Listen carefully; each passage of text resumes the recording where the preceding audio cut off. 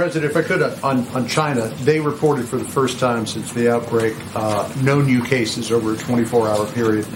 Do you have any reason to disbelieve them? And second to that, the National Security Council yesterday put out a tweet very critical of the Chinese government, saying the Chinese Communist Party suppressed initial reports on the Chinese virus and punished doctors and journalists, causing Chinese and international experts to miss critical opportunities to prevent a global pandemic. Could you explain? Well, it would have been much better if we had known about this a number of months earlier. It could have been contained to that one area in China where it started.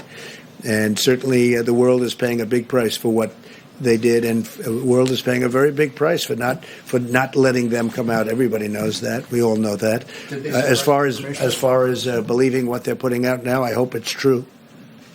Who knows? But I hope it's true. I really do. Well, China was putting out information which was false, that our military gave this to them. That was false.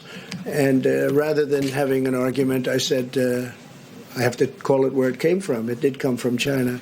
So I think it's a very accurate term. But no, I didn't appreciate the fact that China was saying that our military gave it to them. Our military did not give it to anybody. Critics say using that phrase creates a stigma. No, I don't think so. No, I think saying that our military gave it to them creates a stigma. And then one day we hear about this rumor in China, and then we find out it's much more than a rumor.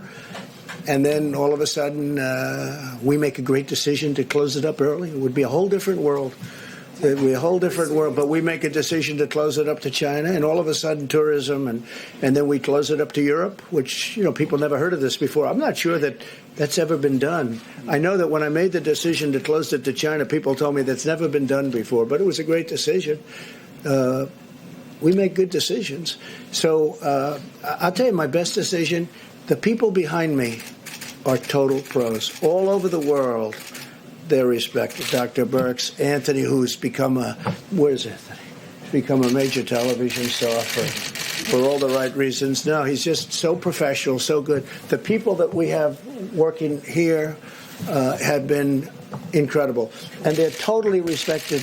The Admiral has been incredible, having to do with the testing, incredible, and he's viewing this as testing also for the future.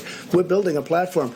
When we took over this platform, first thing the Admiral said was, this was not designed for what we're talking about, millions of people. It wasn't, and it's nobody's fault. It's not like who could have ever predicted a thing like this, but we broke it down, and it's really going to be an incredible system, and it is now a great system.